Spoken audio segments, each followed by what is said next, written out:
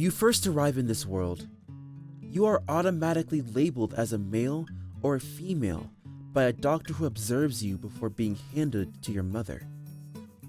However, as you grow up, that label feels very foreign to you. It never felt right. So one day, you took a good look at yourself and asked the question, am I a boy or a girl? So before diving into this one, I do want to make it clear that I am a cisgendered man, and my knowledge on this topic is not as vast compared to those that are trans.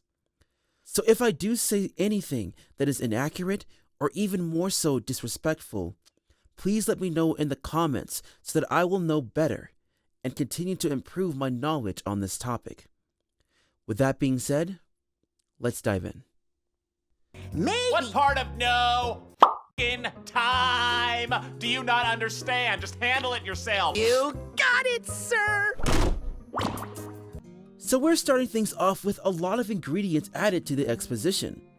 Starting things off with Blitz looking for a woman named Barb, who is someone who checked out of the hospital, which sets up a situation that will have his attention elsewhere.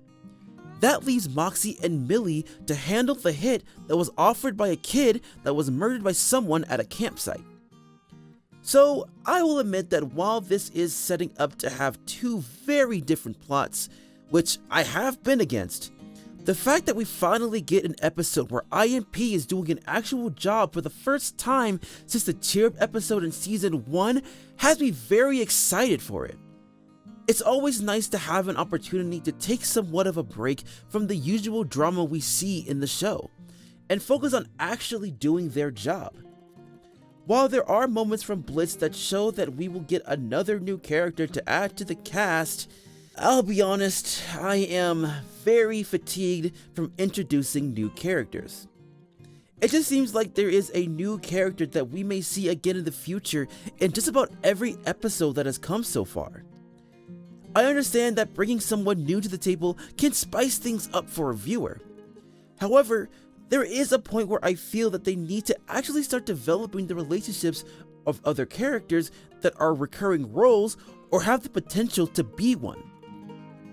While I think we can all agree that Stryker was a huge flop, there's still plenty of others I would like to get to. Going back to Moxxie for a moment, I really love how ecstatic he is when getting the nod to be in charge of this hit job. Millie was actually very shocked about her husband taking the leadership role for it.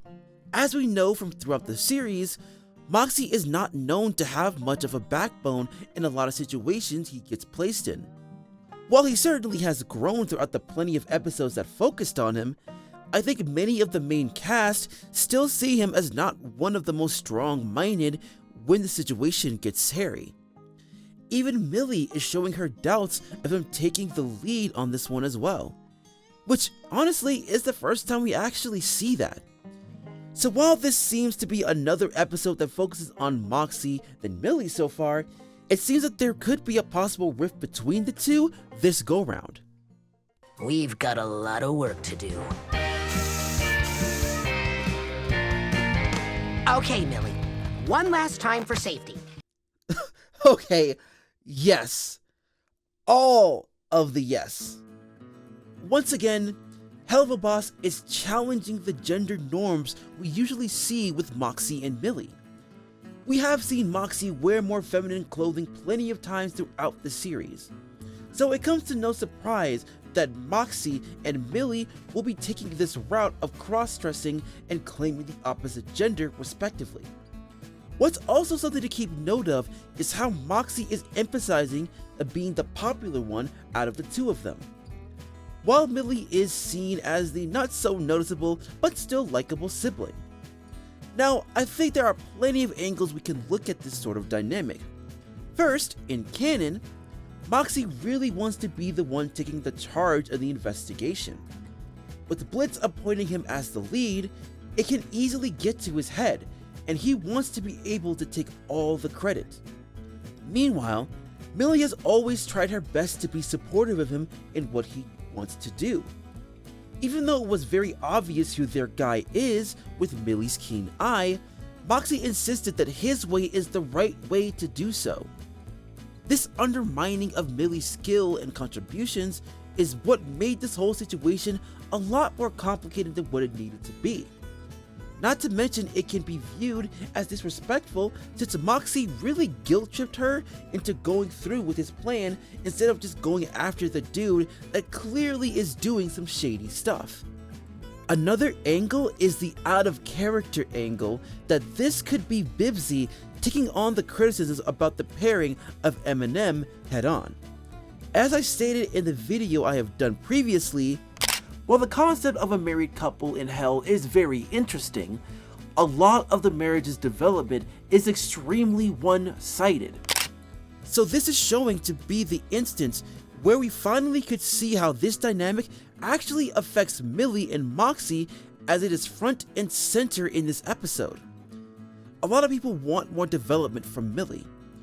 It doesn't have to be tragic or traumatic, just something that can give her layers that elevate her closer to Moxxie and be more than just a gimmick to get Moxxie over the hump.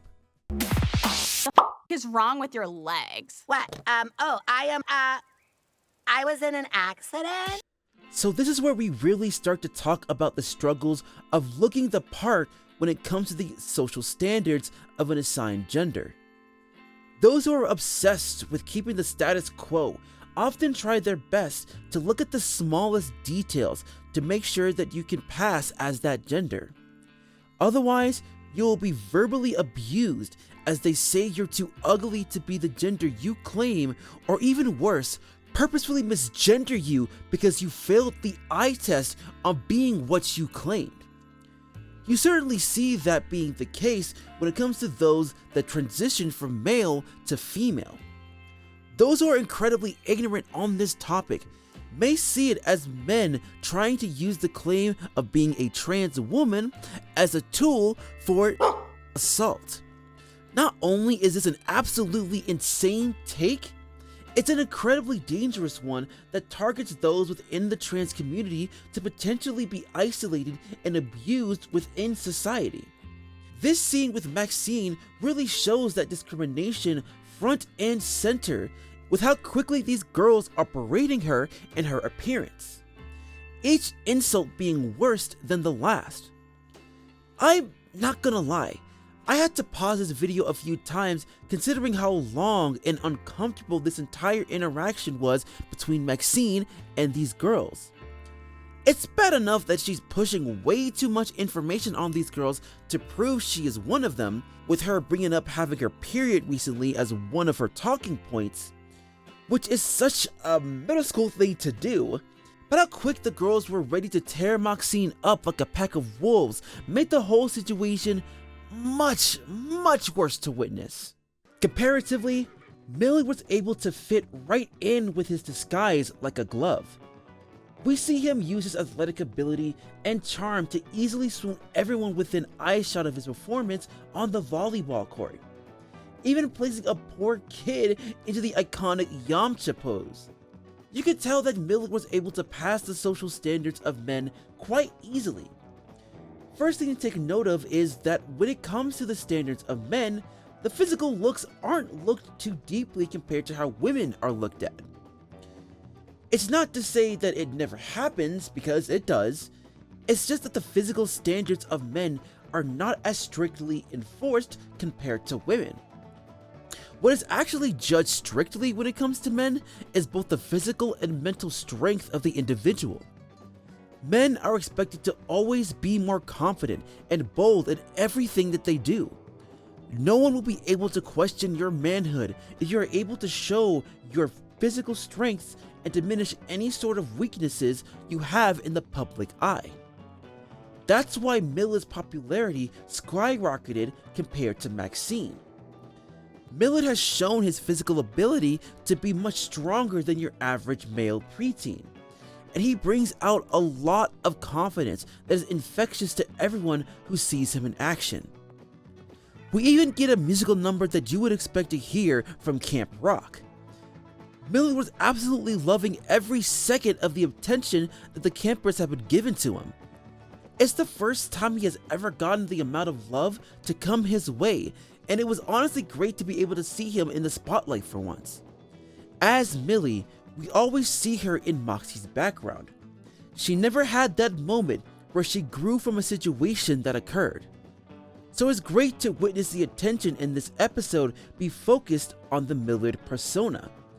Meanwhile, Moxxine is showing that she feels some type of way about Millard's success to the crowd. Not exactly low profile. I know, but it's kind of nice having people cheer for me for once, you know? Don't forget what we're here to do, Millie. So now it's becoming very clear how Moxxie is feeling about Millerd getting so much more attention than Moxxine. Moxxie even had the audacity to blame the struggles Moxxine has with the case on Millie taking all of the attention as Millerd. Even though Moxxie could have ended this sad attempt at getting attention any time since they know who it is, he was very insistent on doing things his way. So once again, she took it on the chin and even was willing to have Millerd help Moxxine out. It's becoming very frustrating to see Moxxie getting stripped away all of his progress as a character as this episode goes on. He's really pushing some serious incel behavior as he isn't able to get what he wants from the crowd. His selfishness in wanting some sort of spotlight is pushing away not only the people that are disgusted with him, but also his wife. While Millie has been adoring the attention as Millerd, she was trying her best to still show support to Moxxie by emphasizing that she's only waiting for him to be ready to take the guy out, even willing to do so right then and there. However, Moxxie's stubbornness is testing her patience, so they both hope that Moxxine's song could possibly help in getting her the support she believes she deserves. I know you all like me, but Moxxine is the real deal, y'all. Let him tell y'all all about it. Mox! Thank you. No! No! Yeah, the song really shows how self-centered Moxxine really is. Taking this moment to berate the other campers and mainly use this opportunity to gas herself up as the star that no one else sees. Her crave for attention really showed all of her worst sides to the audience, and they quickly turned their attention to the amazing performance Millerd was showing on the banjo. It becomes apparent how everything is against Moxxine right now, with the running of her makeup making her look like a crazy ex-girlfriend when she decided to jump into the fire. Her lyrics mainly talking about how she is better than anyone, and it's not giving us any reason to see her as someone to sympathize for. Hell, when Millerd took over, the lyrics decided to take shots at Moxxine. Moxxine was not going to get the win because she clearly wasn't taking this opportunity to humble herself. Instead, she rushes out of there to cry her sorrows away. There's only so much that Millie can do at this point to show her support in Moxxie's effort in being Moxxine, but it's gone to a point where it's unreachable. The only way for him to feel better was for Millie to continue to inflate his ego and push to be himself. The problem is that he never actually was himself throughout his time at camp. As we go through each day, we witness Millerd succeed and Moxxine fail. While Millerd was given the opportunity of a lifetime, Moxxine is still treated like complete dirt. And Moxxie has something to say about it. Why does it matter so much how these yokels feel about you? It doesn't. You could have finished that job anytime if you had just listened to me. So fine, finish the job, go home if you want to, but I'm gonna have my moment with or without you. It was something that needed to be done. For the entirety of this episode, Moxxie was acting like a total dick. His self-centered attitude as Moxxie really dragged the entire mood down with his selfish tendencies and tunnel vision mindset blinded him from what the reality is while they were there. For the first time, Millie finally got the chance to shine.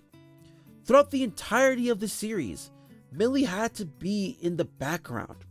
She was seen as a supporter in every story that was told within Helluva Boss. She has a great personality that just about anyone can love and appreciate. However, we've never seen her develop more in any of the situations that is related to her. So for the first time, Millie finally gets to express her frustrations with Moxxie and his attitude, because she was hoping for Moxxie to show the same support she is giving to him throughout this week. Yes, it's understandable to feel frustrated about not getting the same amount of attention as your counterpart. However, blaming Millie's portrayal as Millerd to be the reason for his failure as Moxxine does nothing but push Millie away from him. Moxxie could have easily shown the smallest amount of support to her and even used Millerd to ask questions during this investigation, since he has everyone's admiration. Instead, it's all about how Millerd was distracting Millie from doing the job they came here for, which hasn't been the case. So Millie let it be known that she was over with Moxxie's bullcrap, and rightfully so, leaving him to finish the job himself. I am very proud to introduce to you someone with abilities never before seen on this earth. My white brother, Millerd. Thank you. That was very wholesome to see. It took Moxxine a very long time to finally show that support, and she did it in the biggest way possible. This was something Moxxie and Millie needed to strengthen the marriage, not just for Moxxie, but also for Millie too. As I said in the video I mentioned earlier, every relationship has some wrinkles, and that's especially the case in marriage. Just moments where one could be peeved or upset at the other over a situation that occurred or a secret that shouldn't have been kept, which is something we finally get a chance to see.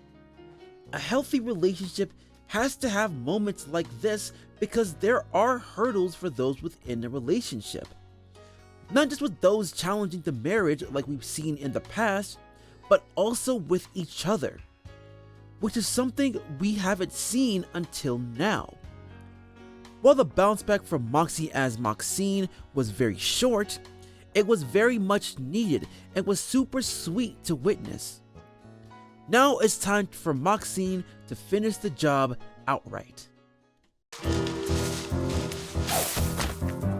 What in the sir? Moxxie, what the are you doing here? Oh yeah, forgot about him. Not gonna lie, a lot of his scenes within the episode were not worth talking about much, as it was mainly him harassing other people to find the location of this mysterious woman. So this was kind of a poor attempt in trying to weave the two plots together, but in reality the episode really didn't need Blitz at all here. While yes, he is the face of the show, I don't think the story they want to tell with him is anywhere near as intriguing compared to what we have with Moxxie and Millie. It's a bit frustrating that they seem very pressed on having two different plots going on, as the B plot isn't as well put together. And this episode is no different, especially since we barely have seen Blitz figure out where this person is. But we do find out who Blitz was looking for in this scene. Barbie! What? You know her? Do I know her? That's my sister, face. So yeah, we finally meet Blitz's sister, Barb. She's a drug addict.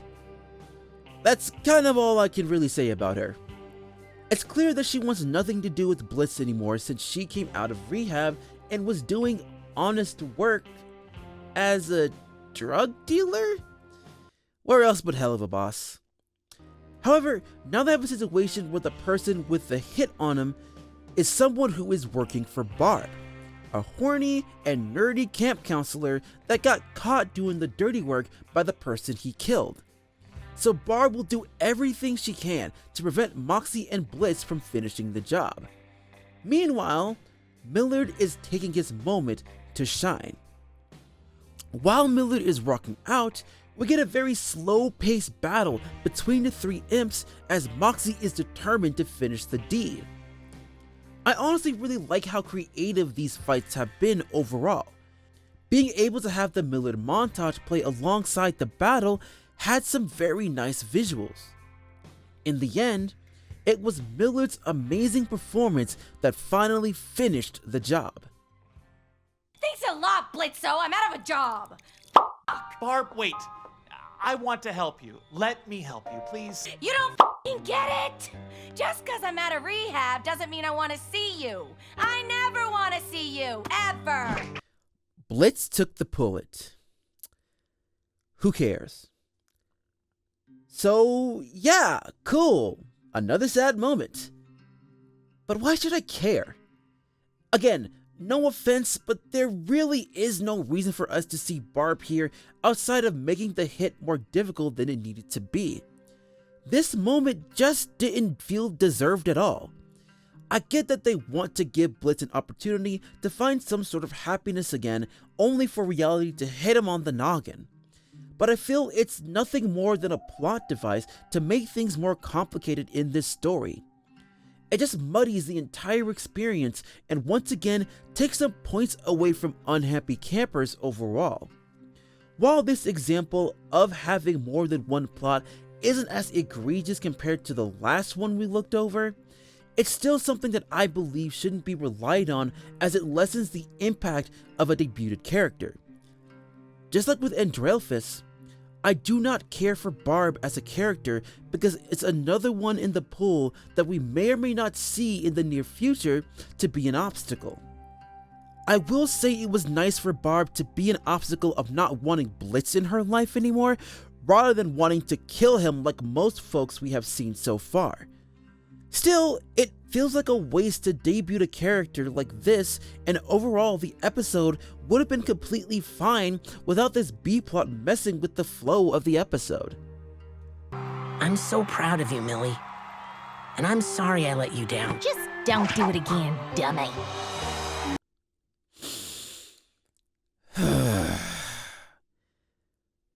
It was a wholesome moment, until it wasn't. That was definitely a wild episode. Now, I think when it comes to challenging gender norms, the episode did show some solid examples of how society judges those who do claim to be trans. How those who are against the existence of transgender individuals will look at every detail in both the physical sense and the emotional sense. Not to mention how female to male transitioners could have it a bit easier than those who are male to female transitioners, since the physical body shape is looked at much more closely for women compared to men. While for men, it's more so looking into the overall confidence and strength as the judgment and how much of a man you are. Still, the entire idea of doing crap like that is total bullshit because it is a spectrum at the end of the day. Millie is able to show her physical and mental strength as Millerd that made it easier to blend in as a man, but she still claims to be a woman at the end of the day, because Millerd was a disguise. Meanwhile, Moxxie did fail the eye test for society as a woman when disguising as Moxxine, but he wears his emotions on his sleeve throughout the entirety of it. That is something society considers to be a feminine trait. Still, he is a man at the end of the day. Now, I'm not going to sit here and say that this was the best episode for this kind of topic, but I appreciate the attempt, I guess. I don't know, I still can't get over the incest implications at the end.